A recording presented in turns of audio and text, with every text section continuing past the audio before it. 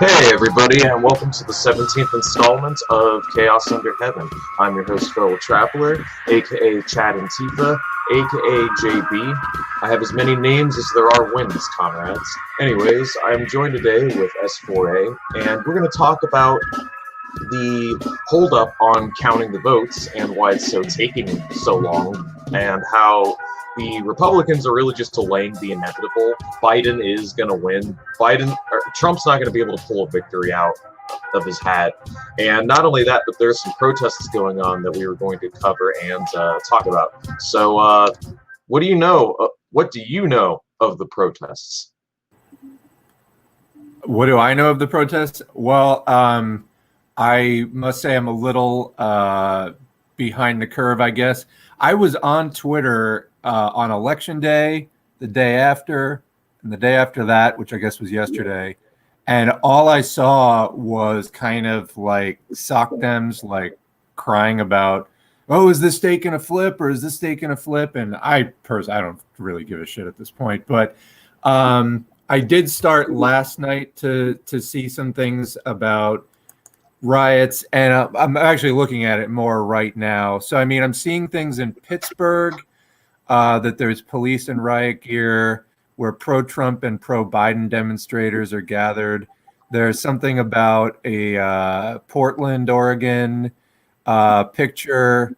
The mainstream media is trying to frame election integrity protests as violent. So, I mean, my off the top of my head take is this has been a crazy year as far as protests, and in some areas like Portland, Oregon, they never really kind of died down. So, I mean, it seems to me like at this point let's just say collapse, but I mean, or disintegration or whatever of U.S. society is at a sufficiently advanced point. I think it started to happen significantly about 20 years ago with 9/11 and the subsequent changes. But at this point, it's so advanced. Society is just like kind of ready to go off on like a hair trigger. So I think any significant event, like this election or like really anything else is likely to set off more protests. I mean, which again, they never really stop. It's just kind of, I think they get a boost every time an event happens. Oh yeah. Hey, and with that said, I mean, I'd like to see more, but it is what it is. Well, could you turn off the stream on your side? I hear myself talking, and it's kind of distracting. Oh, there's an echo? Yeah, I hear an echo. Turned it down. There's a picture that I'm trying to pull up here, and I believe these are from the Denver protests. I'm collecting some pictures now, and this is a pretty badass one that I found. So I'm going to go ahead and share a couple of these pictures. Believe it or not, I'm starting to think the class consciousness and class nature of these protests are a lot more advanced than I initially anticipated. They're pretty much election protests, but it's interesting because on the left side, there is a lot of rad liberty and social democratic consciousness within it. However, you're seeing some very class conscious shit coming out of these protests, and I'm gonna share a couple of these pictures. Like, this is a tweet I found, or a screen cap, and it's basically people marching a black bloc in Denver, death to fascists and the liberals that enable it. And I've got another one over here that I found that says, we don't want Biden, we want revenge. And you've got people in like Washington that are chanting, fuck Biden, fuck Trump. Like, it's interesting because the left-wing protests don't like Biden either. I have a feeling a lot of people in those crowds did vote Biden for harm reduction, but they still hate his fucking guts. So, which is very, very interesting dynamic. How you're gonna back the Democrats, but you're still, but you still hate the party. It's very, very interesting to me. It's almost like an abused housewife. No matter how much bullshit the Democrats throw at the left, we just come back like a boomerang. Yeah, adult children of alcoholics is another like metaphor I think is really apt. Just caught in this like cycle of abuse, but yet like identification and enabling of the abuser. Oh yeah, no, it's pretty ridiculous. The sooner the left just does a straight exodus from the Democratic Party and we're able to consolidate something into a third party, the better. Because the Democrats, I mean, we all pretty much agree here. I mean, pretty much anyone who's subscribed to me is going to be on the camp of fuck the Democrats because, I mean, I've pretty much coalesced all the communists on YouTube behind my channel. Well, not all of them, but a lot of them. Yeah, and for the record, I did not vote Democrat. Oh, yeah, no, not we both voted Howie Hawkins. Yeah. And it's interesting, on one hand, you have the left-wing protests, which are showing the kernels, the seeds of class consciousness. And then on the other hand, you have my mother singing downstairs. Sorry if it's distracting, but... I can't hear it, so... Yeah, she has a habit of streaming at the exact same time that I do. But anyways, yeah, as I was saying... Fuck, I lost my train of thought. But on the other hand, you have the right wing, and what they're saying, Trump's basically going out there encouraging people to protest and riot, like his cult followers. And I'll tell you what, man, Trump is not popular, but the people that like him are fucking diehard. Well, there's no like real like rational basis almost. Like they're just I don't know, damaged people who just kind of found each other and have this fucking movement. It's like kind of disgusting.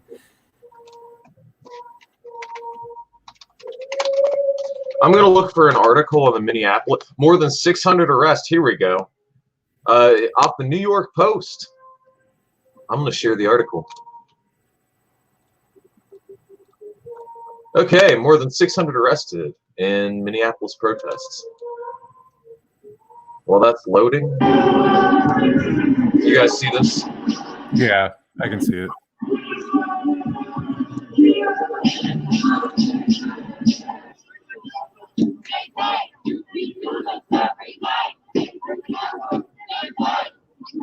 So what does that sign say? Something steal the election. Yeah, see, this is kind of my problem with even CPUSA was rallying on this, was like, and actually somebody messaged on Facebook from Socialist Alternative, which is a trot org. They were like, we have to, can you share this with your people? We have to rally to not let Trump steal the election. And I'm like, we don't have real elections. Like, what are you talking about? Steal the election? Like, no election is real. We've been dealing with a country for at least 20 years. I mean, George W. Bush wasn't elected. The whole hanging Chads thing in Florida, like it was we have sham elections. Also, I think it's 20% or 25% of polling places have paperless electronic voting that cannot be audited. Right there. I mean, and they can flip the votes in the computer. That's been demonstrated. We don't have real elections, so no, it's meaningless to say that someone stole the election or not. They're show elections. They are show elections. There are some states where the Republicans are straight up tossing millions of early-in ballots in the trash. Like they're straight up tossing votes into the trash, and that's something that Trump's been counting on. And that's the reason why people are out there protesting. It's still like the lesser evil bullshit. People are very, very much invested in the election. I think on the left, they just want Trump out. Yeah, you know, honestly, I have more anxiety about Biden starting than Trump continuing, because for me, it's a devil you know scenario. Like having to get readjusted to Biden, and then 3 years from now, the fucking 2023 primary starts up. It's so much wasted energy. So for me, you know, I think that just constantly having this change in the ruling class, which is just superficial change, but that we have to spend energy adjusting to, I think it throws a lot of people for a loop, and it, you know, so I didn't vote for Trump, nor can I definitively say necessarily that I would prefer him over Biden. But at this point, I almost just prefer continuity. Yeah, I've made the point about Donald Trump that like he unmasks the inhumanity and barbarism of the system in ways that Biden would suppress, as Obama suppressed. Like a lot of the shit that's going on under Trump that people are complaining about because of Trump were all transpiring under Obama, but they were just either more mild or more worse. Honestly, like the aggressive police state, the racism in the system, Obama, the deporter in chief, the asylum-seeking refugees, Obama being the harshest president ever on marijuana, or ramping up the drone strike program. There's a lot we could go into. A lot of people don't talk about this, but do you know what the NDAA 2012 is? The National Defense Authorization Act? I mean, I knew the one in the 2000s. Is it just like a reissue of that one? Because it's basically like an extension of the Patriot Act, right? Yeah. That's pretty much what it is. So basically, it is an extension of the Patriot Act that pretty much throws out the Fourth Amendment, which is if they suspect that you're like a terrorist or someone who is a serious enemy of the state, they can lock you up and detain you without trial or representation. So they can literally just put you on show trials and arbitrarily imprison you and black bag you pretty much legally. No laws broken. Yeah. So Obama did that. All Trump is the logical continuation of policies that were implemented under Obama, that were implemented under Bush, that were implemented under Clinton, that were implemented under Bush, that were implemented under Reagan, etc. So that's one thing. Like, you brought up a very good point about these elections. They're show elections. Like, the whole thing's just one big fucking spectacle. Like, they're going to put in power whoever the hell they want to put in power. Yes, they're. Yeah. Yeah. And so about these protests, Minnesota State Patrol said the massive bust came as demonstrators blocked traffic on city streets, interstate freeways during the hour-long protests in Minneapolis. State Patrol troops in Minneapolis cited and released 646 people for being a pedestrian on a freeway. That's funny because when we were on the I-71 during the BLM protests, they just shut down the highway, and we just it was the first time ever that I took the highway on foot back to the courthouse from downtown, which was a very interesting situation. But in Minneapolis, they straight up arrested like 650 people. Holy shit. Mm-hmm. Yeah, that's a lot of people for a mass arrest. Look at this shit, man. So yep. Why are police officers dressed like this? Well, yeah, I mean, and so this is in Minnesota. Again, that's a Democratic state. I have zero idea that like putting the Democrats back in some kind of power with Biden. I mean, it sounds like they're losing House seats and they're not flipping the Senate. So the only thing that might change is the White House. I have zero confidence this is going to be better for any socialists, anarchists, whatever, who are out there in the streets. I mean, there's been absolute continuity since, the 90s as far as the like police state goes. So there's no reason to think that at all. And I kind of hit sort of a breaking point as far as like being on Twitter and listening to these like Dems just whine about whatever they're whining about. And it's like, you're clearly not in the fight, because if you were, you would have a different perspective on this. And I just have to give a shout out to Implicate World Order. Trump got out-cheated. Yes, I think that is the proper framework for this. Yeah, so when I look at these police officers, and when I hear that Biden's going to increase funding to the police, yeah, that just sounds so fucking dystopian. Like when I hear preventative crime measures, what I'm actually hearing is they're going to lock you up because they think you're going to commit a crime. I mean, the police state's just expanding, but the thing is that I'm not really super afraid of the police state. I mean, but then again, I'm not afraid of 650 libs going back to sleep after Biden assumes power. Because here's the thing, in the grand scheme of things, the people that are going to stick around after all this shit's over are the people that are going to be loyal cadres and like your comrades in the end. The people that aren't just weekend warriors that actually want to like stay here and work with you past the the once every 2 to 4 year period that people give a shit about politics. Those people are going to be your comrades, and those people are going to be the ones that are committed. So I wouldn't be that concerned about a lot of libs just going home and being asleep. Because why do you want libs in your org anyways? You know what I mean? No, you don't. They're going to slow you down in a big way. Yeah. So I know I've.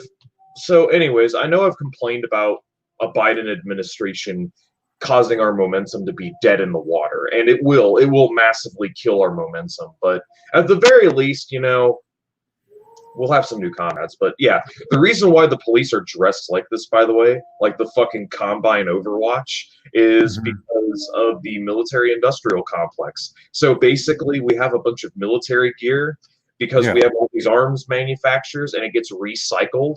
And eventually it makes its way to the police force just because we produce such massive amounts of surplus of body armor and guns and shit.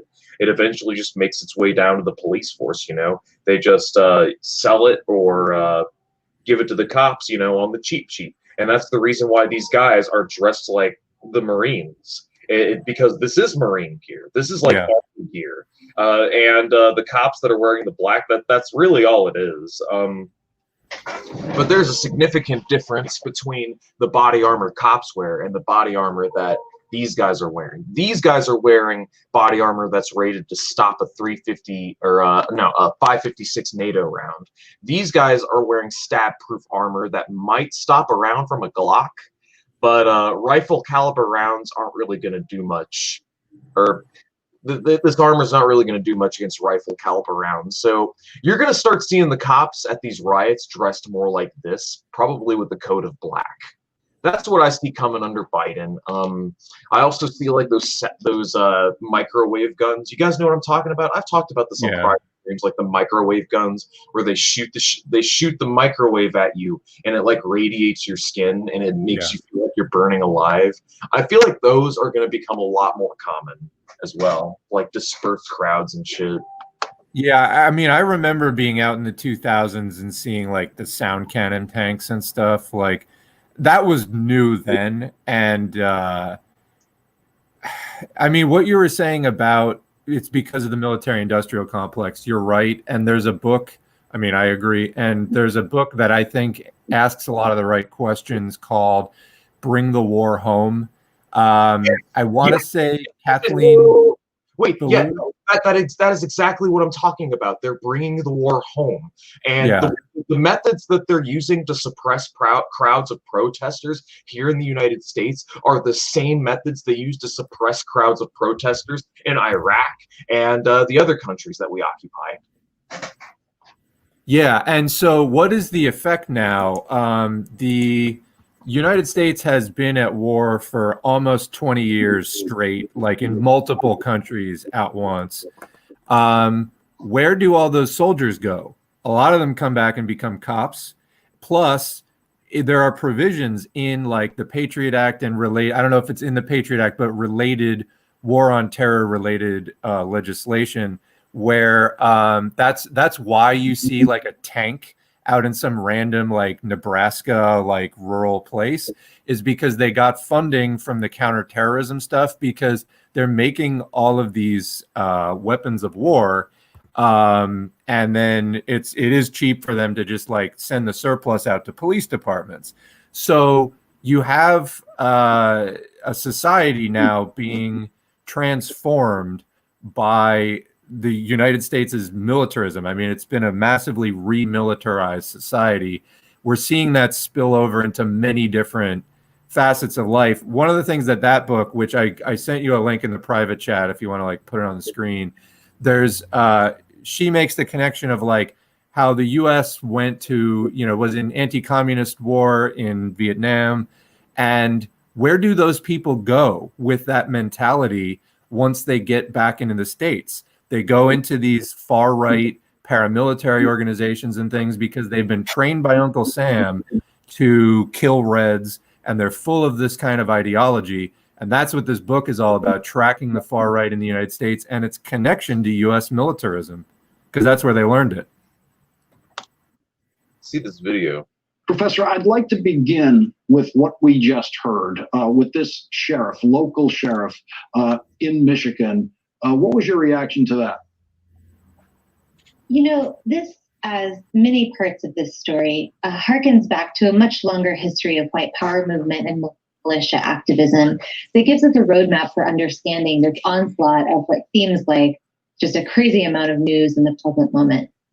Here we have a local sheriff who is defending the right of a militia to enforce the law in some capacity.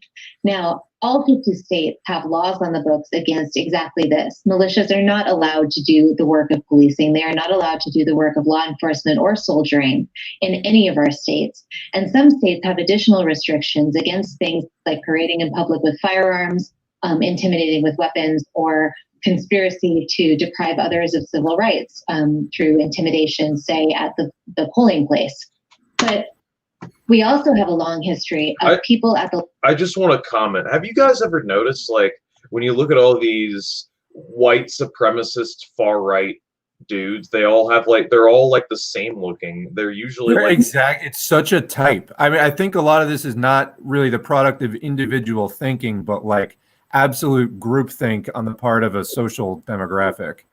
Yeah, no, I've noticed on the far right, there are pretty much two demographics. There's like the overweight, burly dude who you know, this guy right here, they're usually overweight, burly. This guy could be a cop. That's what I'm trying to say. Yeah, like, you swap out the fucking brown shirt and the gun. Well, actually keep the gun. Swap this shit out and give him a fucking police uniform, and he could straight up be a cop. So it's all one spectrum of the function of the police, of violent social control. From militia to cops to soldiers, it's all one spectrum of the same function. Yeah, and I feel like the cops single out guys like this. Well, what they do is they single out people like this, people with violent tendencies, people that are just sort of brutish, that'll follow orders without question. They seek out people like this because they're like the perfect candidates to enforce the law and do what they do. And that's, yeah. So you've got these guys on one hand, and then you have... the Richard Spencer type on the other? No, you have this. I'm looking for it. Here, this, right here. Yeah, this, yeah! The fascist intellectual. I fucking love this meme, dude. I love it so goddamn much because it's so fucking accurate. Have you seen the El Paso shooter? Yes, actually there is a striking resemblance. Yeah, here he is! Yeah, that's him! My God. It's like they put out a artist rendition like on the wanted poster. Oh my God, I'm sorry. I couldn't resist. I couldn't resist. Where were we? Not you. Not contacts. I forgot to close that stream. Okay. Okay, here we go. Sorry.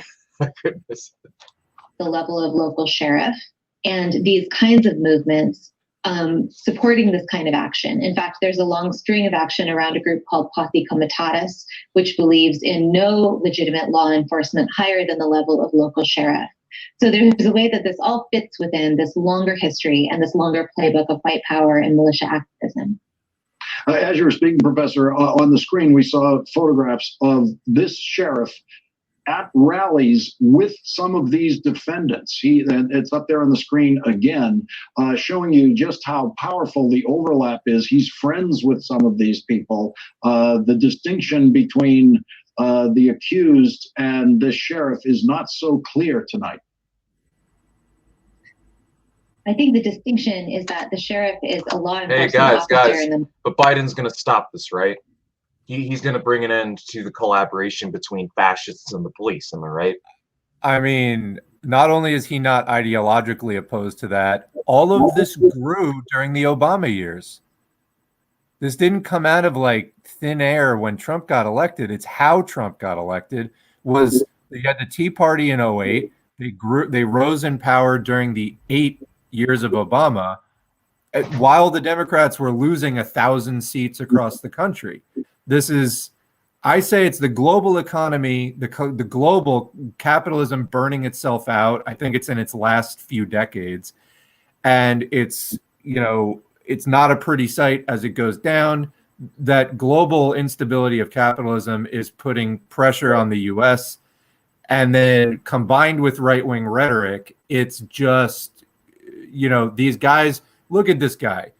Does he have any understanding of how the world works? Does he have any understanding of materialism? Does he have any understanding of the global economy, of, the struggle between capital and labor? No, he understands probably what's right in front of his face, and that's it. And people like that are very susceptible to right-wing agitation. It's just, it's going to absolutely keep going under Joe Biden. No one has any reason to celebrate about a Joe Biden presidency. It is just not. I'm not going to say it's distinctly bad news over what's going on now, but it's not good news in any way. It just isn't. No, not at all. When I see this guy and when I see these people, I've had conversations with people like this dude. In where I work, occasionally when I talk about politics at work with an occasional coworker, every now and again, I'll get someone who's just straight up immune to facts. People that are convinced that it's like liberal socialist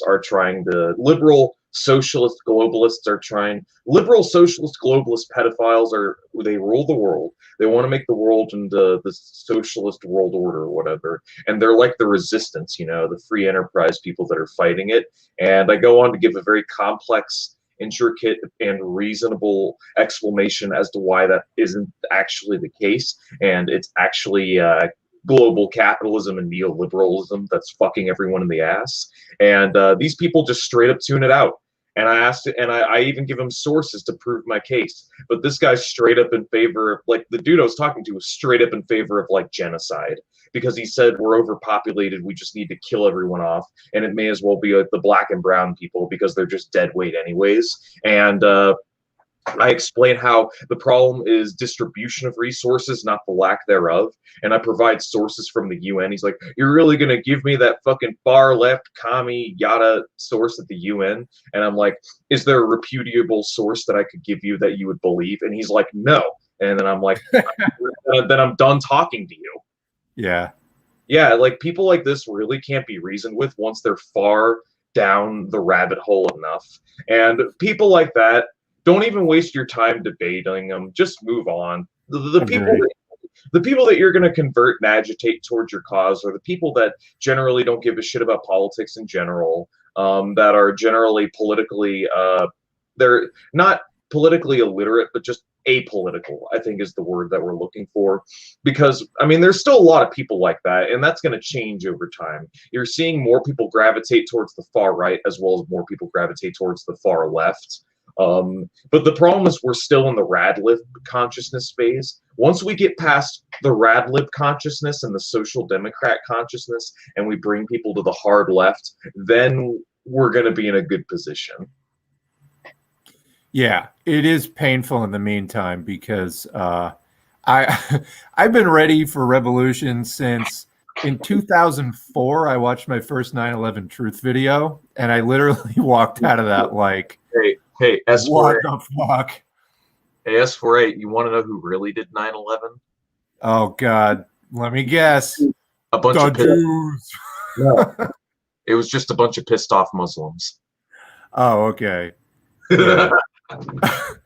No, I kind of thought that, and then I was like, I don't know. I went down like a weird place. I thought it was like actually the people who had the means and opportunity to do it, but I guess that was just, I don't know. I was childishly, I don't know what the fuck, but no, I'm trying to remember because I was working with another 9/11 truth guy back then, and he was like, he was telling me how his brother was telling him he was simple-minded for thinking that. And it's like, dude, simple-minded is believing that the government knew who all the hijackers were, like, within an hour of the attacks. If that was, like, true, like, how did they stop it, for starters? But, like, it's just that whole thing. That was really what got me going. I mean, I had a vague distrust of authority, and I had read, like, a little Marx,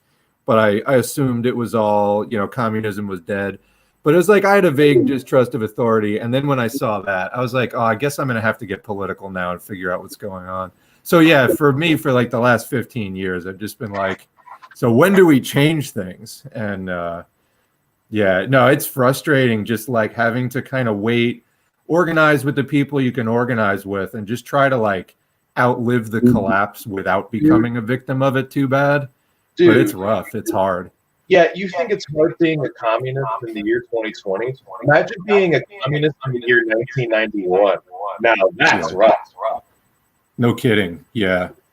Yeah, no, being a communist in the 90s compared to right now would be literal hell. Being a communist in the year 2020 is literally heaven compared to being a communist in the 1990s. I mean, all I'll say is, like, as far as the strength of your political position, it didn't look good to be a communist then. But the economy, at least, I mean, we still had like $1 gasoline in the 90s. So, like, at least life was a little more tolerable, like materially. But yeah, politically, like, there was definitely a lot of like liberal gloating for like a long time. Yeah. Dude, I remember back in 2010, 29, when gas was like $4 a gallon. I remember when I was a teenager, and even then I knew capitalism was bullshit. How about that? I didn't like capitalism then either, and I thought it was bullshit that gas was like $4 a gallon, and and I'm like, why in the world is gas so expensive? We have reserves, and my dad's like, well, it's because of speculators on Wall Street. And I didn't even really understand. I had a very vague idea then of the way the economy worked. I don't know. It's interesting. My build-up to where I am now was a very slow process where a series of events and realizations occurred throughout my life where I eventually came to the logical conclusion of, well, Marxism. And, I mean, that's pretty much where I'm at now. Before I was a Marxist, I was an anarchist. And I never thought I would despise Noam Chomsky like I do now. I thought Chomsky was fucking woke, dude. Back in my day, Chomsky's a gatekeeper. I realized that about 9/11. Also, him talking about the JFK assassination. His stance is, "Who cares?" I'm like, yeah, okay, but yeah, no, Chomsky's tough. Yeah, no. Chomsky's like 50-50. He's right half the time, but he's wrong as shit the other half the time. Yeah, he is. Well, isn't that anarchism, though, kind of in a nutshell? More or less. Anarchism is a fucking oasis. It's a vestige of philosophy where people go when they don't really like realize or have any answers to a lot of the complex questions when it comes to the transition to a better world.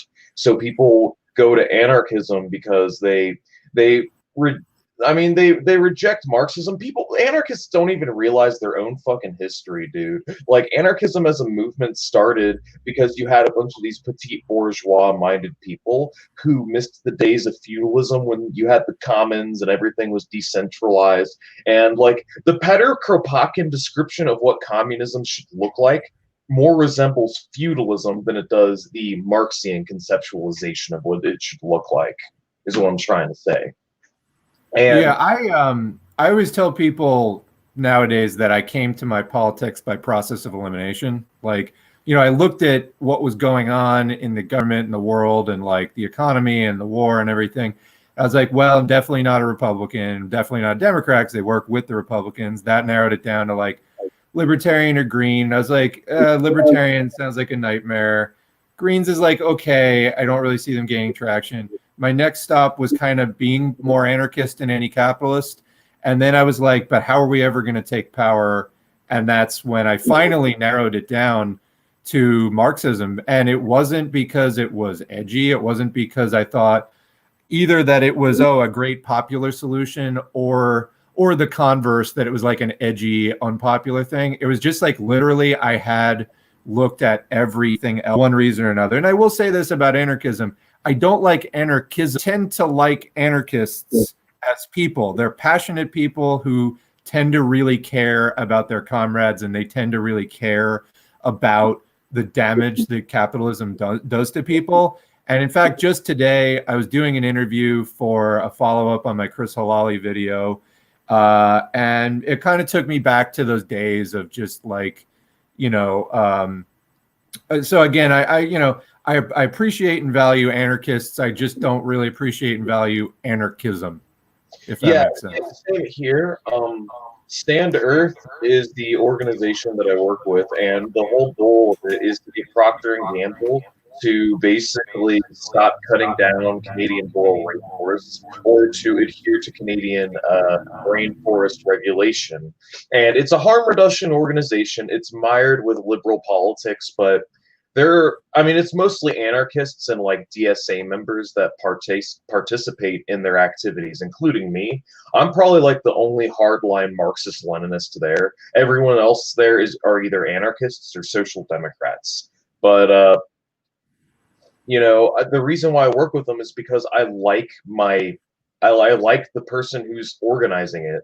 I like her a lot. She's really passionate. She's really cool. She's an anarchist, but she says she doesn't believe in voting. She thinks the whole system's bullshit, and she wants to tear the whole thing down just as much as I do. So I'm like, fuck our differences. Let's compromise and get together and try to make a world a better place, and try and get P&G to stop chopping down forests. So yeah, exactly what you do. Hakeem did a good video on this called "Left Unity Isn't a Good Idea, or Is It?" Talking about the broader left is basically like social democrats, anarchists, and Marxists. And there are certain long-term questions we absolutely can't work together on. There are, however, many short-term questions that we can. And when I say anarchists, I don't mean people like Vosh. I don't mean that kind of like socialism denying, like, I think of Vosh more as a radlib, honestly, because it's essentially a liberal attitude and a liberal perspective with a few like radical rhetoric things thrown in. When I say anarchists, I mean people who are outside the system, passionate anti-capitalists who genuinely try to take care of each other. And I don't think people like Vosh are like that. I think they have more of a liberal headset. Yeah, people like that try to refrain from using that name on this podcast. For now on, he shall be he who shall not be named, or call him Agent Kaczynski. How about V-Man? I'm seeing somebody in the comments calling him V-Man. That's actually what. Well, listen, let's refrain from talking too much about COINTELPRO operative Agent Kaczynski, but COINTELPRO operative Agent Kaczynski. The thing is that people like that they're socialists in words, but they're liberal in deeds. That's what I mean. Yeah, no. Liberal in deeds in the sense that they eschew actually existing socialism or sticking up for their legacy. They don't actually care about doing revolution, and all they care about is winning the popularity contest. It's all about the money. It's a career for people like that. It's a career first, and a mission second, and That's why I say it's just like it's a liberal headset. If you spend time around actual anarchists, like they have real mutual aid networks, they have actually like dropped out of the system in their thinking. Like they really just think in terms of taking care of each other, whether it's like in the workplace, like they will actually be there to support each other in day-to-day life. You don't see liberals doing that. And that's kind of like more those kind of, agent, what's his name? Like I would never expect people like that to actually like support each other. They're more like, no. When I see Agent Kaczynski, I see a man who has soft hands. So this is something that I tell people. when they like there are certain people I'll walk up to them, and there's like an old Italian phrase. It's like your hands are soft, and what that means is that you don't really you don't work, or you don't work hard, or you don't know what hard work is, guys. These are a fucking worker's hands right here. I've got calluses all over my fucking hands, and I've got a sprained thumb right here from work. But anyways, yeah, you've been out there, you've been in the shit. I've put roofs on buildings. I have framed buildings. I've fucking done electrical wiring. I've worked in warehouse after warehouse after warehouse. I'm a package handler now. Listen, dude, I've done a lot of hard ass work, and I take pride in the work that I fucking do. All right. And when I look at fucking soft pink little man bun bitch boys on the fucking internet talking about what is revolutionary and what isn't, when they don't even read books or participate in any practice at all, I mean, it aggravates the fuck out of me. But we just need to remember that people like this, I mean, are pretty much confined to their space, and they're not the ones that are going to be doing revolution in the end. So yeah. I really want to like get away from this guy in general and just try not to talk about him anymore. I feel like I'll not bring him up again. Yeah, no. I just feel like I've talked about him sufficiently on this channel, and I kind of want to move on. I don't really want to turn into Danky King Reloaded. But I know that's what a lot of people are here for, so we may as well talk about him. You know what I'm saying? I mean, it comes up. He's out there on the landscape. Like, it comes up from time to time. You know, I mean, it's like he has an audience. Other lib YouTubers, like, they have audiences. It's worth commenting on. You know, it's worth sort of trying to build that pipeline to like evacuate people from it. But yeah, it is a pain in the ass. It's not a fun topic. Oh yeah, no, we just need to focus on pipelinism more in general. So like I said, it's worth responding to these people and fact checking them on their bullshit. And it's good that BreadTube gets criticized and scrutinized, because all that's going to do is just make people more radical in the end and bring more people into the fray. But another thing I think we should really focus on is we don't just need more people, it's the quality of the people that we need. I'm more of a quality over quantity type kind of guy. Like there's a quote by Fidel Castro. He said when he did the Cuban Revolution, he had about 200 people on his side, but if he could do it again, he would only choose about 20 people on his side, 20 good men. Mm-hmm. Yeah. His best, 20 good men. Him and his best friend, Sir 20 of Goodman, And that's what I'm trying to say is people think you need like millions and millions of fucking communists to change the world. No, you don't. You like thousands, tens of thousands will do. We just need quality comrades that are willing to do the necessary work, organizing strikes and protests. And I'm at a point, man, to where I don't really care what your tendency is. I don't care if you're a Trotskyist or you believe Stalin did nothing wrong, I don't really care what your tendency is. Like, as long as you can show up at a protest and help me fucking organize shit, then I don't really care. Like, we can have our disagreements in the time being, and like you said, it's more about long-term disagreements that we should be concerned about. But when it comes to the short term, we're not even out of capitalism yet. We're still in the jungle, man. Why don't we work together to get out of the jungle before we decide where to go from there? Yeah, and I think it is frustrating, for people who do go out and they're trying to answer theoretical questions for themselves, which is important and part of anyone's development. It's like, it can be frustrating to like read a really good piece of theory and really feel like it answered a question, like just turned on a light bulb for you. And then you want to go share it with people, and people are kind of like dogmatically like, oh, well, no, because XYZ. Like, I get that frustration, and as long as people just realize, I guess we're all sort of on our own journey out of capitalism or resisting capitalism. But yeah, it would be cool if kind of everyone was on the same page all the time. It's just not the way it is. Oh yeah. So I do kind of want to rein things in and talk about, because the original topic was electoral. Yeah. The electoral college. Oh, here we go. I'm gonna yeah, just rain things. Oh my God! When are they gonna be done counting these fucking votes, man? I know. That's why I kind of checked out of it. I'm like, I honestly don't care enough to like keep watching it. Dude, this shit, they are going. I wouldn't be surprised if this went on till January, till it went all the way till J11, J17th when inauguration takes place. I wouldn't be surprised if we're not sure who the president is until like the end of the year, because they are dragging the fuck out of their feet.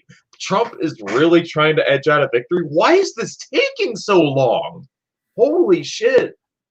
I mean, I would be funny. It'd be funny if Trump like just showed up to the inauguration. Also, you're just like, no, I won. What are you talking about? I mean, at this point, it's such a farce. I mean, you know, I'm not, for any like liberals out, I'm not like Trump should, you know, start an insurrection. I'm not saying that. It's just like, at this point, it's like, it's such a fucking joke. Like, if Trump did anything, he exposed what a fucking farce this system is. Yeah, no. I've said it before, and I'll say it again. The Donald Trump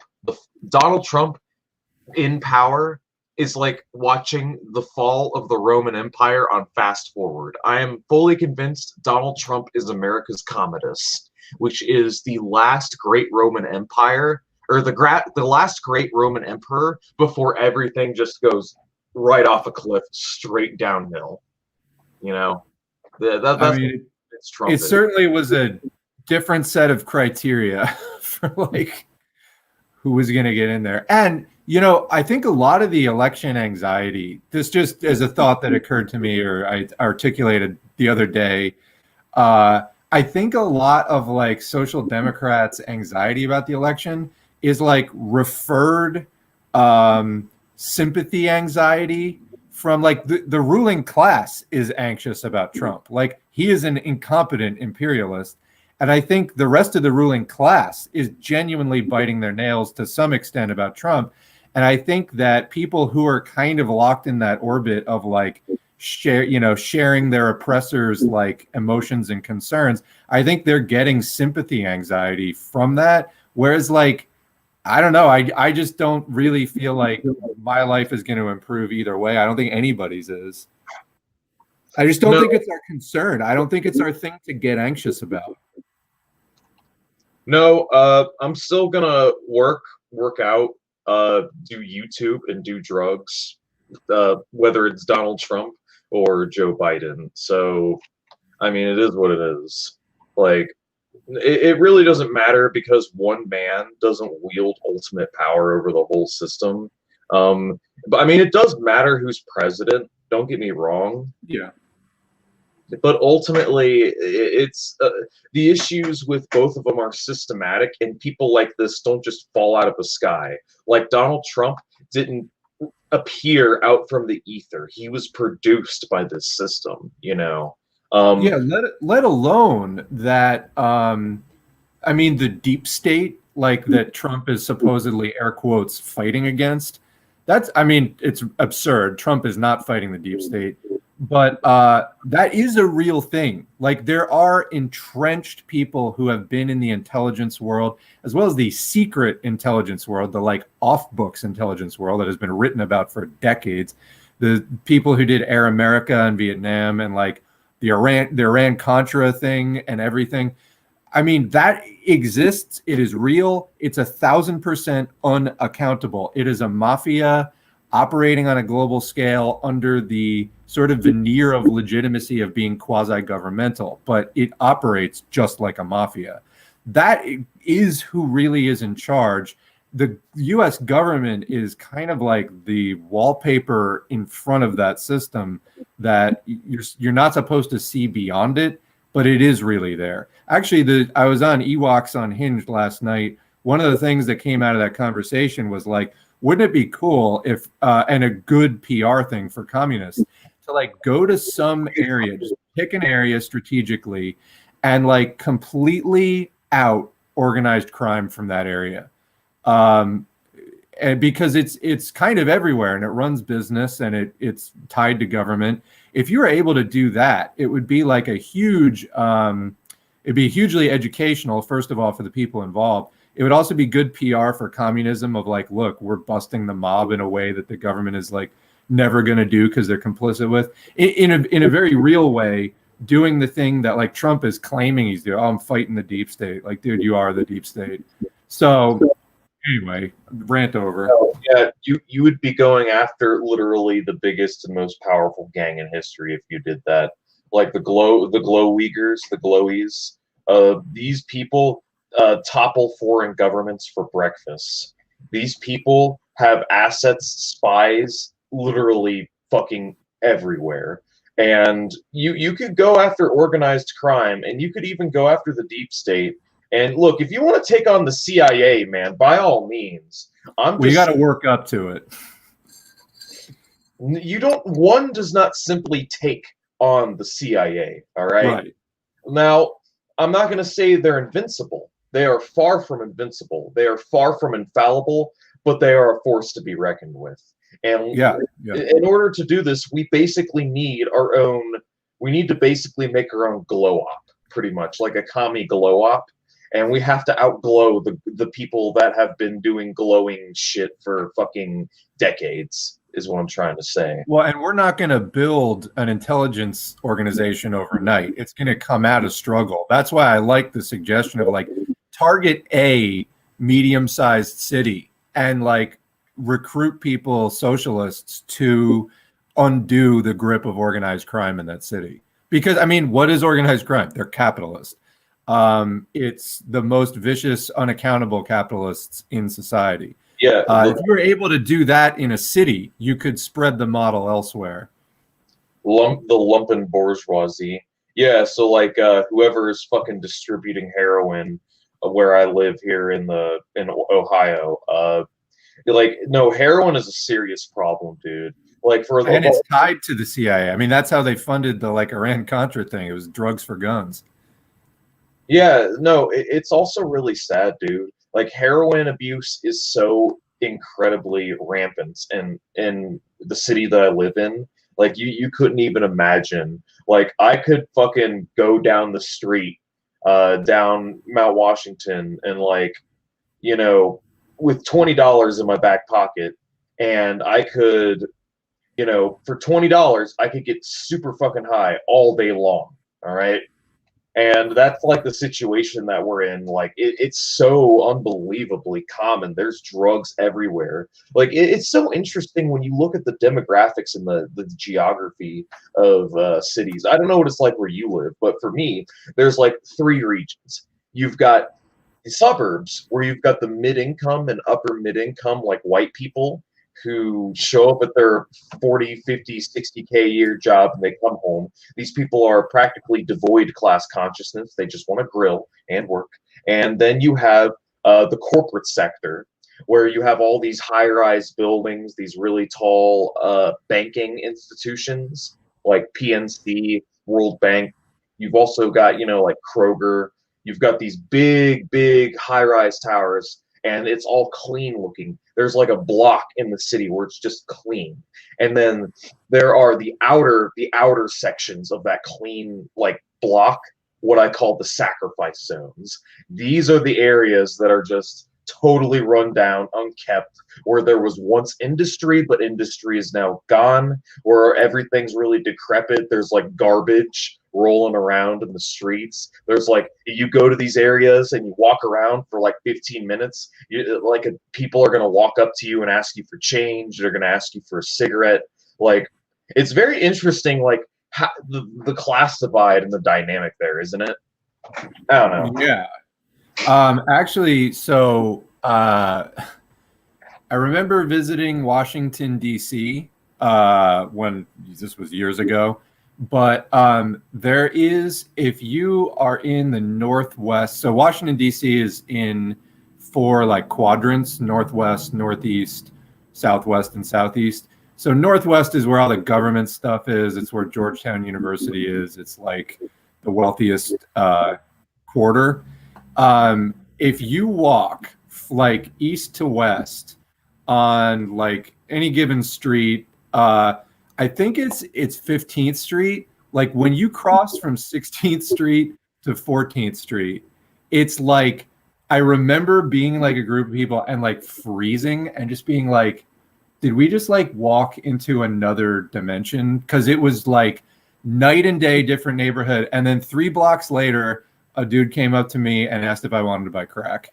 And I was like, this is different. So, yeah, no, it's very real. The like stark inequality you find in cities. Yeah, it's just interesting to me because the divide is just so clear. Like, I'm walking down the street and there's like this wealthy, clean, like looking white guy walking past me, and then immediately a hobo walks up and he's like bussing around a grocery cart full of his stuff. Mm-hmm. And I like, and it's so crazy. We live in these cities, like, not only is the class divide so friggin' obvious, but it's also like the way people behave in this society. Like, back in the day, back in like feudal or like ancient times, like I'm talking thousands of years ago, you belong to a tribe, you belong to a group, and you know everybody in that group, and you guys work together, know each other, and you all share a common goal. And those people over the hill, I mean, you're probably going to end up killing them someday. So you're either killing the people or you're in a community. You froze. That, yeah, like okay. That you're tightly knit with. So, and when you're not tightly knit with a community, you're usually killing the other people. But here in modern day times, we occupy these massive, vast, expansive cities full of hundreds of thousands of people. And, you know, you're not really a community. You guys don't really know one another, but you don't really want to kill each other either. So I think about that a lot. Like, what kind of dynamic is that? Like, how, like, I think a lot about the atomization and alienation under capitalism and like the long-term consequences that has on the human psyche. And I mean, it's not really hard to see the long-term consequences. I mean, i.e. the rampant suicide, mental illness, and drug abuse that goes on. So, I mean, the consequences aren't that hard, but it's just so, I don't know why, it's just so disgusting to me. Like, it really makes me sad to see this, the absolute state of humanity right now. I mean, it's getting hard to make a dignified living. This is why there's so much rhetoric in socialist literature, and especially like out of the USSR, about socialism's ability to deliver a dignified life to the common person. And most of the whining that we hear about, you know, the pitfalls and like the tyranny of socialism, it's from wealthy people who, you know, had their like horse farm taken away in Cuba, or like Ayn Rand's family that got, you know, they're capitalists. But what you actually have to look at is not, oh, how does paying people more equally impact productivity? You have to look at, like, can you be born a random person with very average, you know, means and live a dignified life? And the fact is, you're more likely to be able to do that under socialism than you are in capitalism. Look at India, for example, versus China. You know, the kind of development in that kind of country, it's kind of, I think, a different ballgame comparing to the United States or Western Europe. But you look at a developing country that's trying to get industrialized, and what model is going to get you there faster with more dignity for and avoiding all those social problems that you were just talking about? It's decidedly socialism. Oh yeah, no. I will say that the Soviet Union did have a problem with alcoholism near the end of like during the final years. Alcoholism was a serious problem, but yeah, it's a problem in France though too. I mean, yeah, no. Alcoholism though and drug abuse in modern Russia is way more rampant, way worse under capitalism than it was under socialism. So I think alienation and some of the issues like did transpire in the USSR, and I do think they did have their problems from like a public health standpoint, but I'll take that over what it's like under capitalism, because under socialism, at least you have a system that's like designed to acknowledge and address the problem. Unlike capitalism, where it's just about appearing like you care, appearing. Well, they will do something in capitalism if and only if it's profitable. Or, well, and it's also about appearances too. It's not about actually like doing something to directly address the issue. It's about appearing like you're doing something or coming up with patches rather than trying to get to the root cause of it. And well, fuck. I that's pretty much the end of my tangent. I don't know what to say. Okay. Well, if anybody's, looking for a good research project or just a topic to explore, in public health, there is a concept called social determinants of health. And that is all about this subject, is like how social conditions influence health outcomes. Oh, yeah. Anywho, so I love how we go from talking about this election, the spectacle right here, to getting down to the real. We go from the fucking show election right here to talking about like real issues. And I don't know. I guess it's just because we care. We care a lot. We care too much. One thing that doesn't surprise me is that Tennessee overwhelmingly went Trump. Holy shit, 60.7%. Doesn't surprise me. Tennessee is straight up Trump land. But, and then let's see, Ohio. Trump won with a comfortable lead. I can believe that. I don't know. I don't really have any comments. I just think that it's going to be a while. Like, I feel like it's going to be another week or two before we finally get the final results. But I don't know. I agree. What do you think is going to happen under Biden? Like, Biden steps into Oval Office. What do you think? I know I'm asking you to literally see into the future, but what do you think life under Biden's going to be like? I think it's going to be so. My first thought is Trump did so much damage. Biden, so that's what if Biden gets in, Democrats are going to be they're going to be inheriting all of that damage that they did, which is very similar to after George W. Bush. I mean, the Republican Party they lost all of their credibility because of George W. Bush. That's why you literally never hear him mentioned. And the Republicans swapped out their entire establishment facade with the Tea Party, these kind of crazy, like, pseudo-populist berserkers, because they had completely burned out. So Trump did so much damage to just like the concept of the United States that I think you will see a mix of Biden trying to resurrect the, like, air quotes, normalcy of the Obama years, like as they define it. But yet I think because of what we just lived through and the panic on the part of the ruling class, I think it's going to come off with a much more desperate tone. Like, they're going to be trying in a frantic, and I think revealingly frantic way, to try to convince everybody that it's going back to normal, when literally all evidence will keep pointing to the opposite. I mean, they didn't pick Kamala Harris for no reason. I mean, you're talking about somebody there who literally argued, well, two things come to mind. One, argued against releasing prisoners from overcrowded prisons because they needed somebody to fight the fires for free in California as slave labor. Also, who gave away people's houses to the banks and refused to prosecute Steve Mnuchin when she had the chance.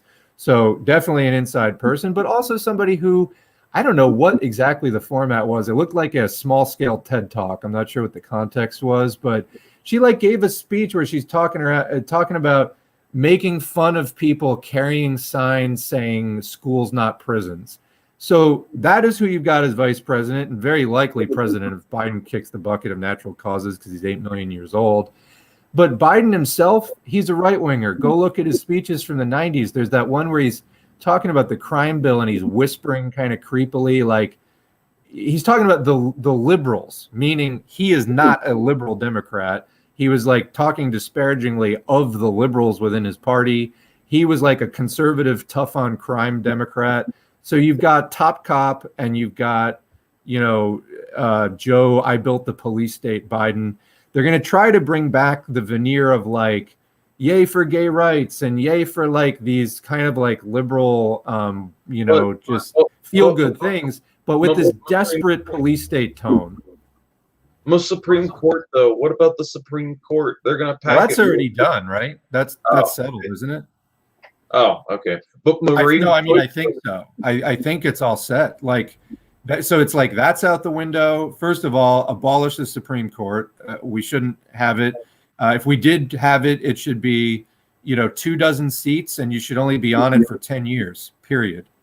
Why are these lifetime fucking positions that we appoint people to, where they can literally rule or unrule whether something is or isn't unconstitutional? That just sounds like the Supreme Court to me.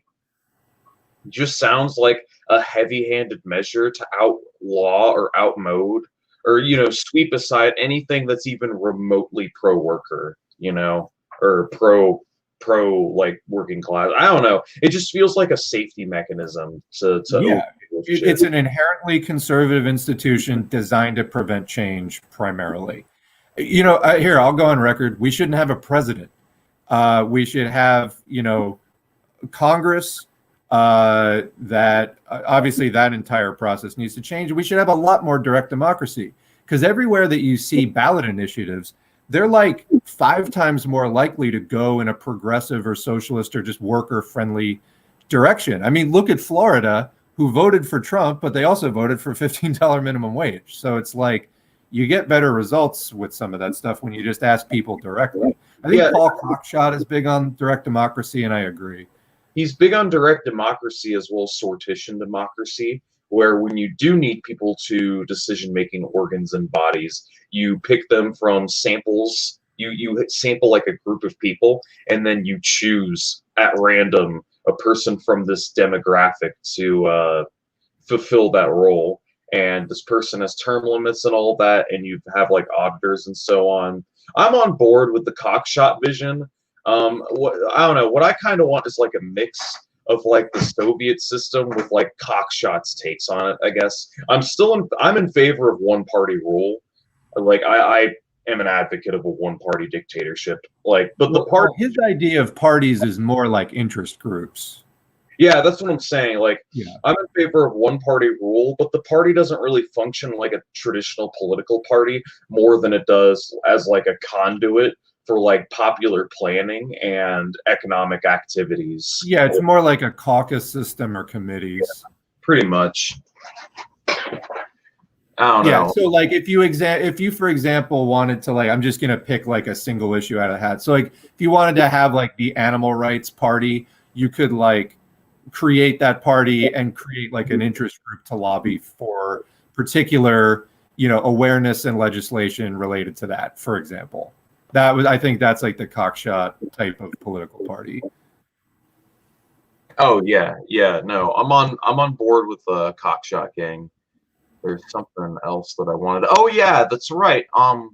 So an issue with a lot of socialist parties is that they split, and splitting is very common. Something I've noticed is that we have dozens of socialist parties here in the United States. And they've been splitting for decades and forming their own splinter groups and so on. Like the PCUSA is a group that I'm going to join. They're very small. They're fledgling, but they're about 500 members strong now. They've been around for about 6 years. But they've got a very hard anti-revisionist Marxist-Leninist line. They split from the CPUSA. So it's like defected CPUSA members starting their own party. And the difference is that CPUSA is basically like a democratic plant, more or less.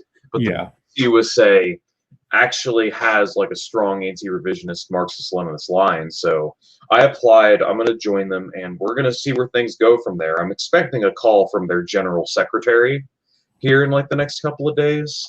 So, I mean, we'll see where that goes. I'm going to see if I can get a dual membership with the Green Party, and I'm going to work with the Greens as well. But one idea that I had is we either like start merging groups or form one big umbrella coalition between all the socialist parties in America. And I think that would be really, really productive. Yeah, I am I'm technically in DSA right now, although I'm not active. I pay my dues. and I'm technically like, I'm a green, but they don't really have a mass dues model. So, I donate sometimes, but I have, let's say I have done a lot. S4A kind of is my activist outlet for the time being. I'm sure I will get involved in IRL stuff again soon. I was doing a few years ago, but just got kind of burned out. And also I kind of wanted to make more of a switch to like Marxism. To be honest, like doing S4A and the audiobooks, it's like a lot of it was just I wanted to read this stuff, and I was like, well, why don't I make a channel out of it? Plus, I have political thoughts, so why not, share them and see what we can build. I will say about PCUSA though, I personally have like pretty strong reservations about them. I personally wouldn't join them from what I have seen, and I'd caution anyone maybe not to. I know you've already been the PSL route and back. If I was looking at anything right now, that's probably what else I would be looking at. But again, like I said, I'm not in a hurry. Though PCUSA, I have some big questions about them. Oh yeah, no, because of that Haiti guy. Halali, that's part of it. I just feel like the way that they operate online, I find so fucking sketchy. Running Halali and the way that they responded to my video about him, I thought was like, I found it, I would not want to work with any of those people because I felt like the way that they were addressing those concerns was totally disingenuous. And it seemed to me like more like a cult than anything, where it was this kind of like mindless fealty to the party. And like, even when there was legitimate things, they wouldn't refute them. And I saw a distinct pattern of trying to turn it around on the accuser rather than actually like giving any serious consideration to the thing.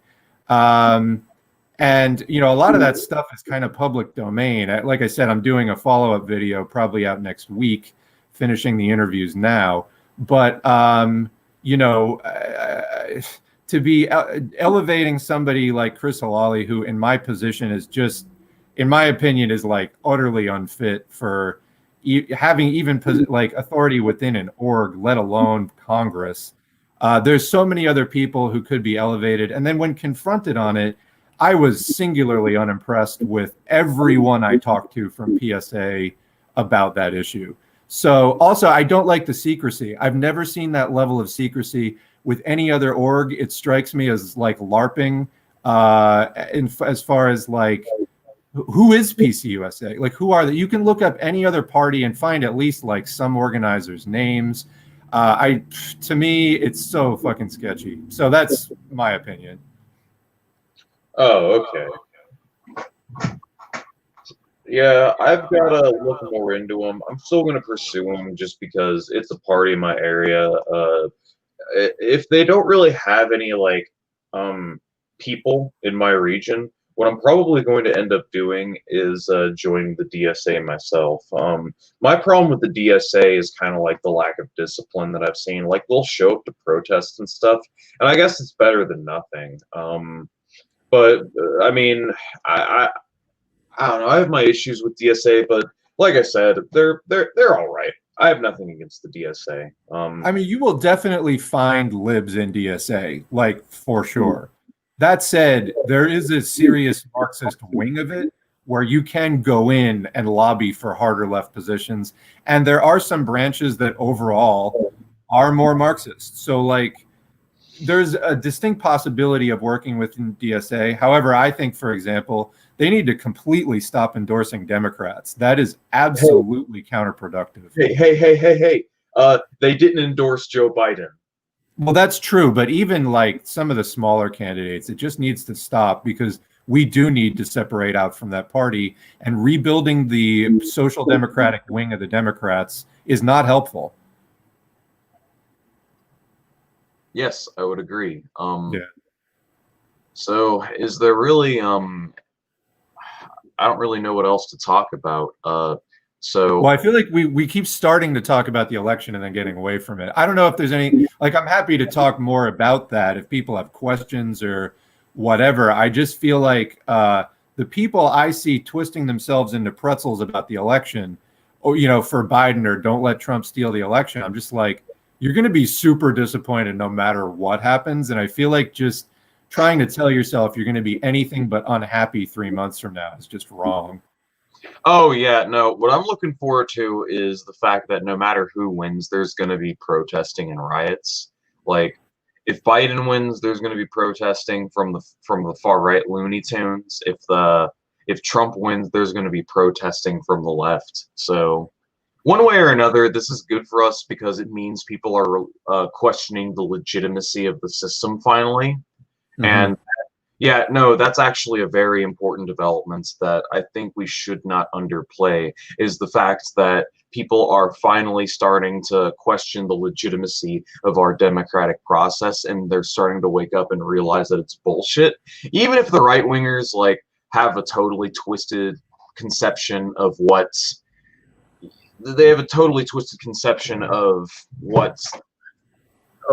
is bullshit about the system. They think it's the deep state or whatever, and they think it's rigged, but they think it's rigged for all the wrong reasons. Yes. I mean, we know it's rigged because it's a system for the rich by the rich, and even some right-wingers acknowledge this, but it's just kind of silly to me that they don't take these thoughts to their logical conclusion and that they want to preserve this system at all costs. So... Well, it's because they don't really understand the system, you know? I mean, they just really don't. There's like sheer ignorance. It's what fuels their hate of like everything that they don't understand. You know, to be honest, part of my anxiety about Joe Biden possibly taking over is I like the right wing in power where we can see them. Because when both left and far right are fighting the Democrats, I think a lot of the more confused would-be leftists wind up like siding with the right, and it's just I don't know. I'm to be totally honest, like a little more comfortable when the right is in power because it's at least just a little clearer what's happening. Hey. I mean, the outcomes are shitty either way. Hey, so Ned has a question for you. Does you know about Danny Casolaro? I don't. I can look him up. Do you know about that? I've never heard of this man in my life. From Unsolved Mysteries, I'm seeing. What? He was an American freelance writer who came to public attention in 1991 when he was found dead in a bathtub in a Sheraton hotel in West Virginia. His wrist slashed, ruled as suicide. His death became controversial because his notes suggested, I'm just reading from Wiki, he was in Martinsburg to meet a source about a story he called The Octopus. It centered on a sprawling collaboration involving an international cabal, the Inslaw case about a software manufacturer whose owner accused the Justice Department of stealing its work. No, so this octopus thing sounds vaguely familiar. I used to read a lot more conspiracy stuff before I finally just reached saturation point and was like, it's just fucking capitalism. Like, I think that these stories are interesting. I also think we're at a point where capitalism itself just as a whole needs to be confronted. Props to people who do legitimate conspiracy research. Like, that's just called journalism because there are conspiracies for capitalists to hang on to power everywhere. So, just doing journalism will expose them. But I guess I just kind of reached saturation with like individual conspiracies. And at this point, I'm just like, we just have to kind of like build socialism to get out of this whole fucking system where all of that stuff will just be much less possible. Yeah. I'm sorry, I'm lost for words because I was never really into the whole conspiracy type stuff. I can tell you are because, I mean, you've mentioned a lot about investigating 9/11. That's not really something that I've investigated too much into. I really think that when it comes to conspiracies, yeah, I agree. It basically is just capitalism. That there's really nothing else to say about that. I mean, it goes two ways because you get some conspiracies that punch down. Like there's a long history of like far right conspiracy theories about, oh, the Jews are trying to undermine our civilization or whatever, that are basically like fascist theories scapegoating people. But then there's also punching up journalistic, investigative journalistic conspiracy unearthing, which shows the many ways in which capitalists conspire with each other. What is a conspiracy? It's just people getting together to plot some nefarious shit. It happens all the time. Capitalism itself is nefarious. It's a system of violent exploitation and alienation. So capitalists are always having to conspire to hang on to power. They invade whole countries to do it. They overthrow governments to do it. All of those are conspiracies. So it's valid. I just feel like, and people want to read about it. Just read the good ones. Don't read the scapegoating ones. Yeah, I mean, and there's even value in the scapegoating ones as long as they're like, well, actually, I guess it depends. As long as you ignore their conclusions and you just take in the data itself. I mean, it's like this thing with Jeffrey Epstein. Like, yeah, I mean, it certainly looks like he ran a pedophile ring, and that's real. And many, elites seem to have been involved with it, with the research that comes out. But it's like, I think that, we as socialists should like take those conclusions and not just say, as the right often does, like, oh, it's bad apples. We just need more honest Christians in there. And we need to say, like, no, the system is just run by psychopaths, and the system is a like product of like, it's a one-to-one with them being psychopaths and running a psychopathic system.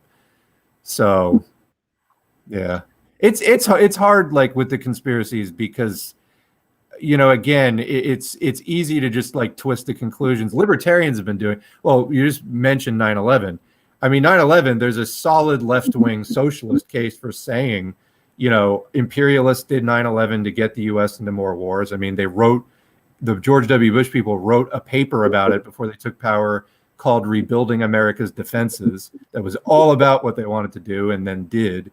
You can definitely do an anti-imperialist analysis. There's a guy named David Ray Griffin who did exactly that, called The New Pearl Harbor.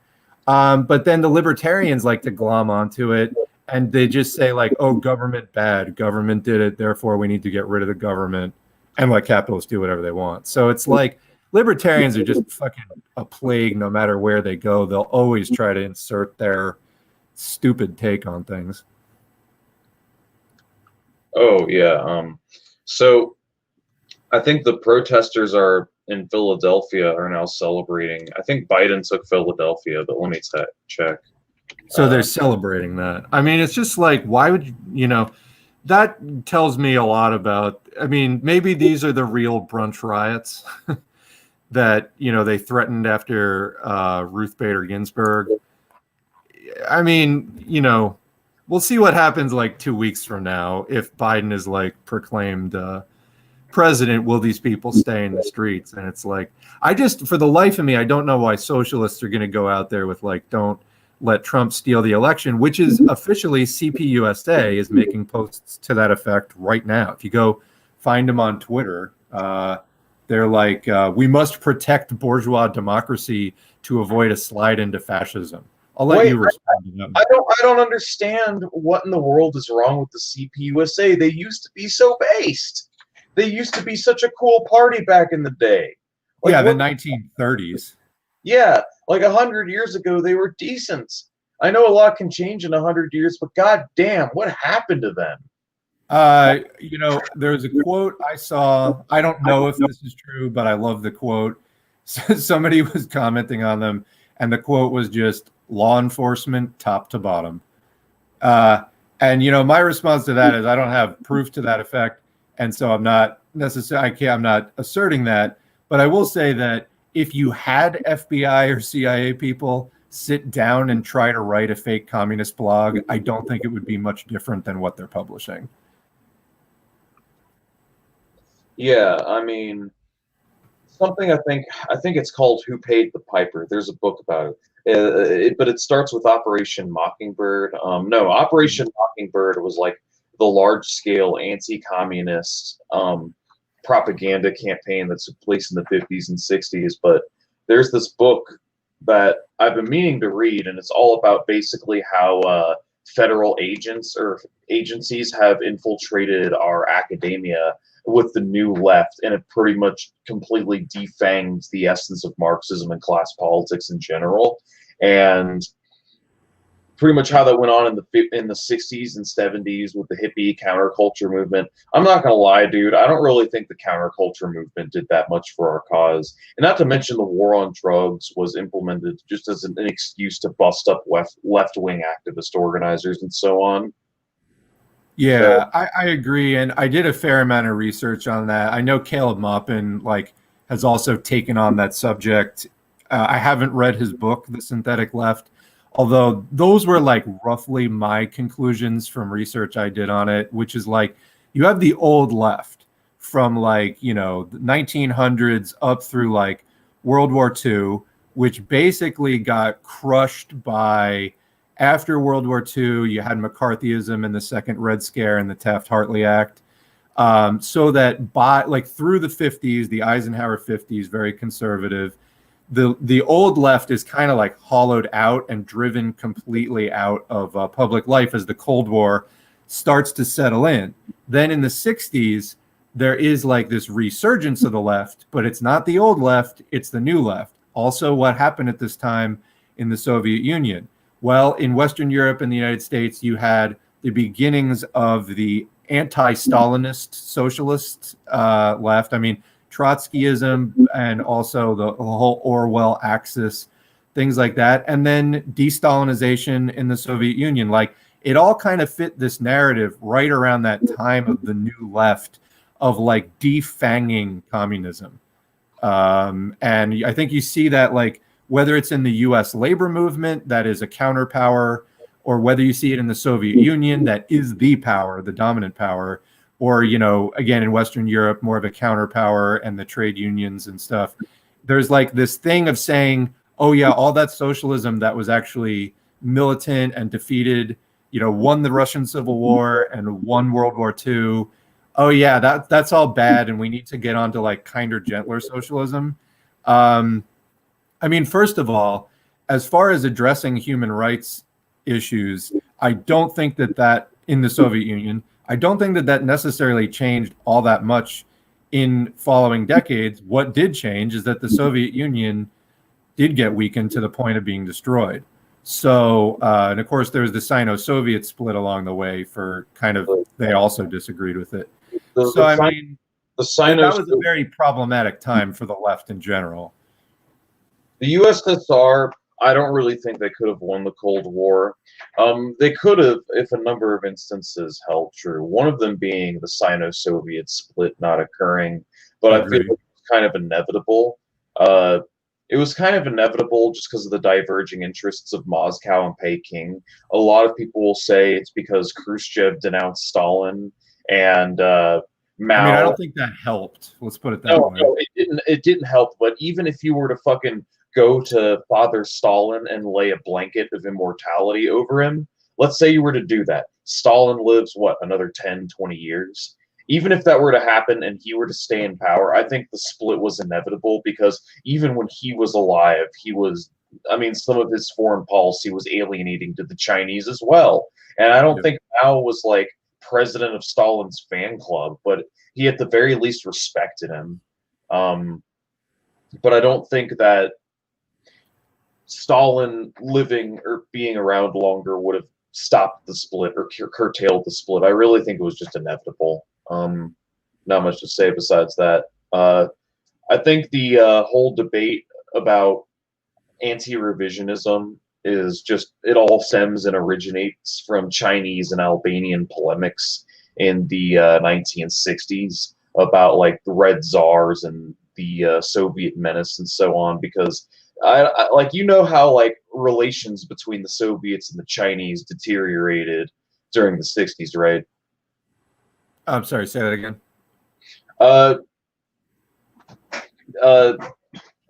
Anyways, how during the 1960s, relations between the Soviets and the Chinese deteriorated to the point where there were border conflicts in the late 1960s. And the Chinese produced a lot of polemics, and Mao participated in the polemics. and he said that the Soviet Union was like a fascist dictatorship, basically, and the Chinese basically accused the Soviets of being capitalists now.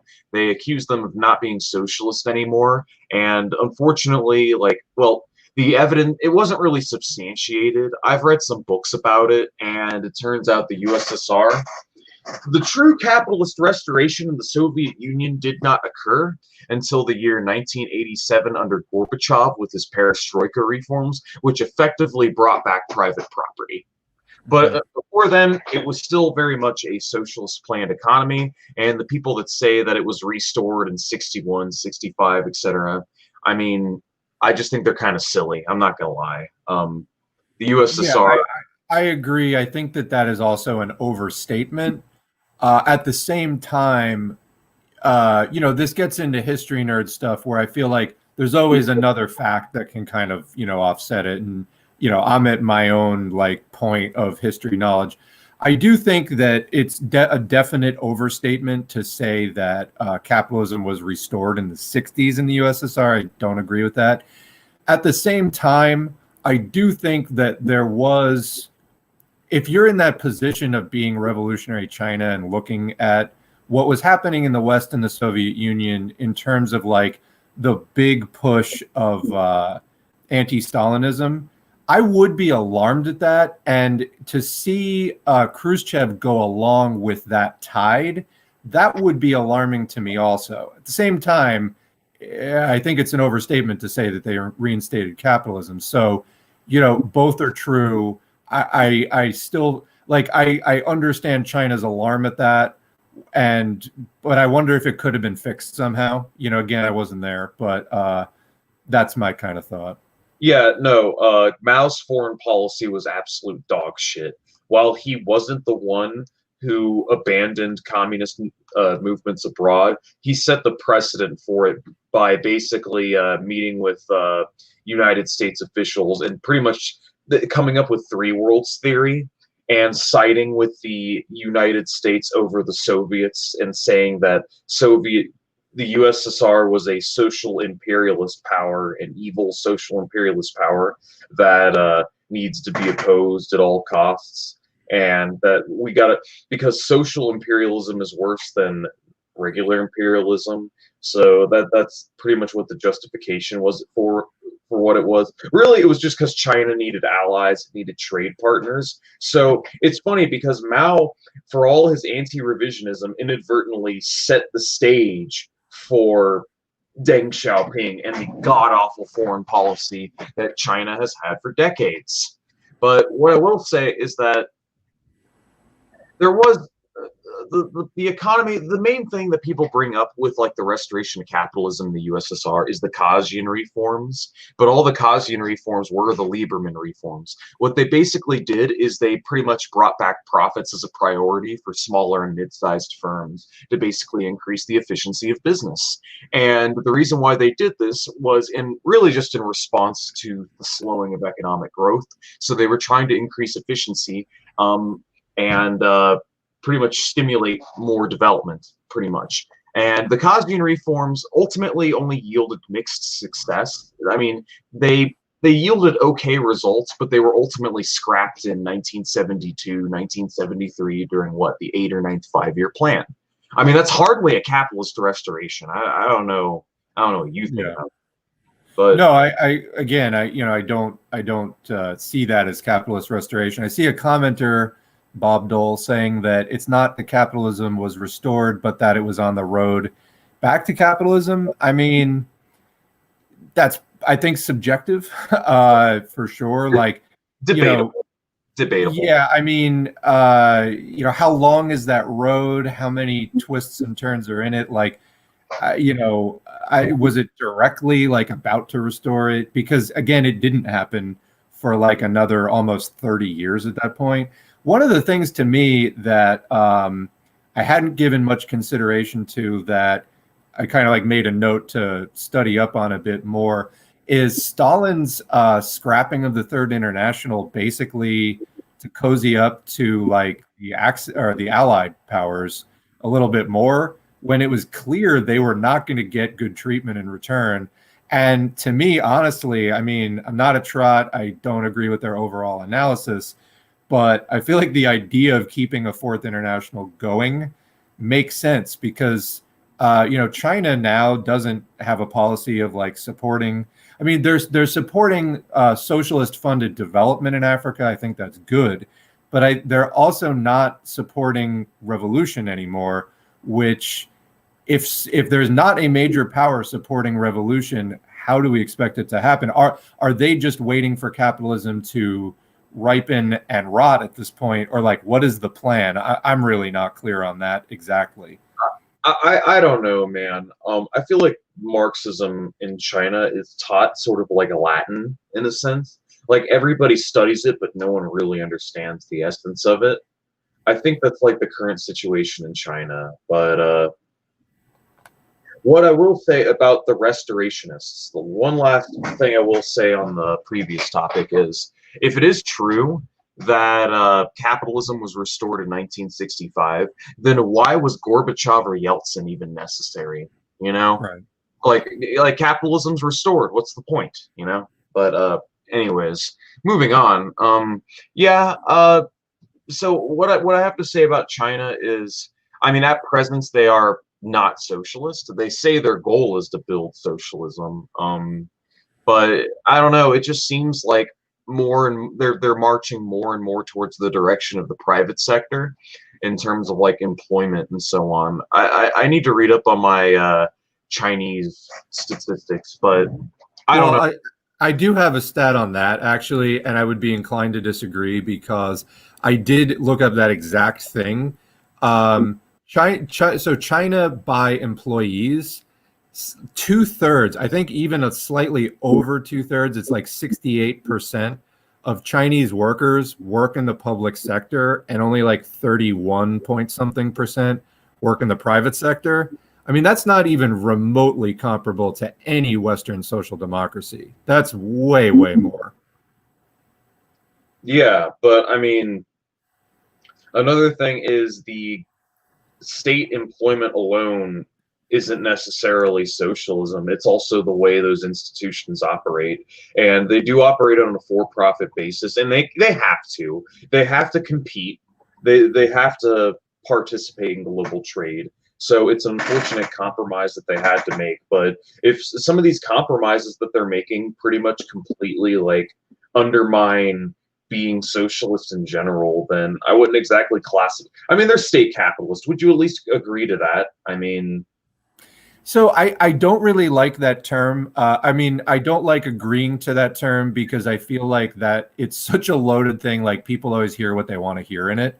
And even if you and I were to like agree on a kind of neutral like interpretation of that, I don't want to be like misquoted on it later. So no, I don't think that, well, first of all, state capitalist, my understanding, this is a term made to describe when you take a like still basically semi-feudalist society and you try to develop it rapidly through capitalism, but not bourgeois capitalism, like a state-guided kind of capitalism where things aren't just happening with like market anarchy.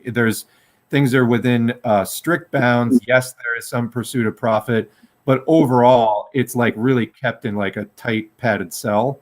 So, which is not bourgeois capitalism. So I feel like almost using the term, at least using the term in front of people who don't really understand historical materialism and the theory of the procession of the modes of production, like doesn't make sense really to say that. Somebody who is really fluent in Marxism, okay, you could say it's like state, air quotes, capitalism, because you're trying to progress through that stage to get to, the kind of overcoming natural scarcity that is required for socialism. It's also really a misnomer to just say that it's like bourgeois capitalism, because it isn't. Now, because the Soviets were talking early on about subduing the capitalists, like that was like a primary objective of theirs, was subduing the domestic bourgeoisie. So I don't, and that's where the term came out of, was state capitalism. So yeah, definitely not. It's also not capitalist in the sense that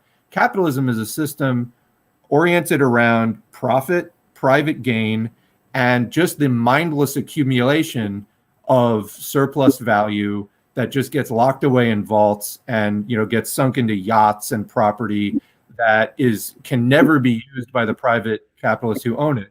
State capitalism, I mean capitalism in quotes, it's not remotely like that, because there's not just bureaucrats becoming billionaires off of it themselves. So it's state capitalism. It's a little bit of a contradiction in the way that we understand bourgeois capitalism. What I think is going on in China, to answer your question, is the Soviet Union fell. There's no other major socialist, even anything in the ballpark of a major socialist power that they can trade with. They had to start, they had to start trading with the West, but also if you're ever going to confront capitalism, what better way than to sell them the rope that you use to hang them with? I do see elements of that going on with China, where it's like, hey, we'll let you into our country. We'll also make you sign agreements that gives us the intellectual property rights to all of your artificial intelligence technology, that you will let you make your profits now for 10 years, but when your profitability declines, we will still be here not needing to operate on profit because we're not the bourgeoisie. So I think that China is trying to hang in there, and I do think that they're trying to maintain socialism. And honestly, you know, first of all, I see no reason to think otherwise. And I also want to ask to people out there strongly asserting that China is just, you know, capitalist like anybody else, or that they're social democratic like Norway or something. I mean, I hear that asserted a lot, and I don't really hear thorough breakdowns. Second of all, if that's true, like, okay, socialism is officially dead, I guess, at that point. So, you know, but I would like to hear the thorough breakdown on that. I've just never heard it. I think that they're doing what they have to do to stay in the game, you know? I mean, you know, if you don't want Bill Gates and Jeff Bezos to literally come in and take over China, I don't know. I don't know what other moves they could be doing to avoid that. And I do think they're trying to avoid that, which is to look at Russia. I mean, Russia's in a horrible right-wing government. You know, I mean, would we rather that happen? Because I think that that's probably the alternative. Okay, so there's a lot there. Yeah. We should probably debate about this another time, just because I have something that I need to attend to in like another 30 to 45 minutes. I wanted to wrap up if that's cool. Sure. Yeah, so it's been fun. No, confirmation, Biden has won, apparently. Kyle Kalinski's talking about it on his channel. But yeah, as I was saying, yeah, no, so long story short, Biden won. Hail Biden, hail Comrade Biden. We are going to have another glorious 4 years of neoliberalism. So we got a lot of work to do. Is there anything you would like to say to close? Yeah, two things. One, you know, I think the tensions are just going to keep increasing under President Biden. I have a very bad feeling about the next 4 years. Let me just go on record and say I have a distinctly sinking feeling in the pit of my stomach thinking about that. Second of all, I just apologize because we did do this to talk about the election, and then my immediate position was like, who cares? So I apologize for that. Although that was my honest take on the election. Okay, one last comment. I want to read this comment. It says the world is not ripe for socialism right now. I don't know what you mean by that, but if you mean in terms of revolutionary fervor, yeah, we're decades out from that. But in terms of technological development, we've been ready for socialism since the 1970s. We've had the information technology available that the Soviets did not, and we could achieve like a fairly high level of communism. But the issue is human beings are.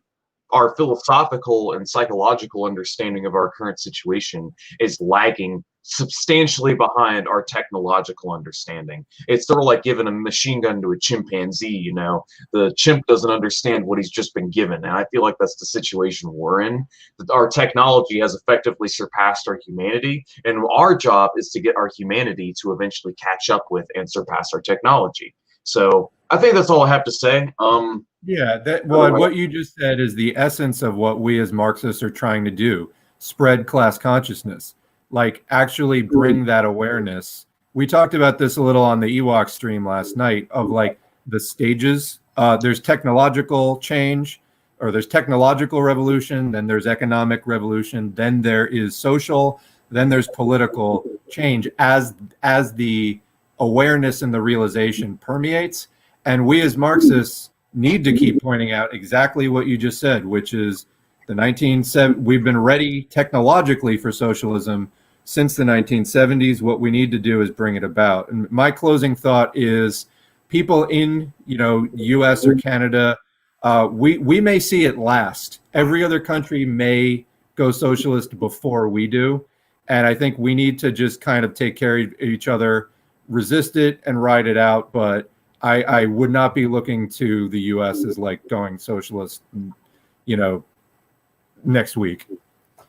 Oh yeah. Anyways, that is all that we have for today. Shout out to my Patreons, George Stoke, Roman Alexander, and Kyle Rapp.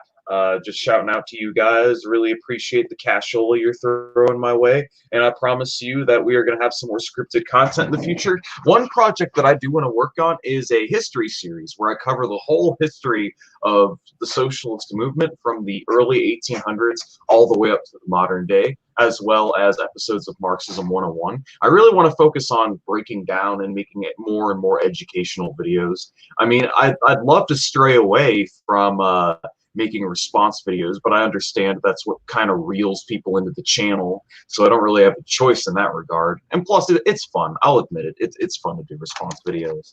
It's fun to, play the game. But anyways, red salute, comrades.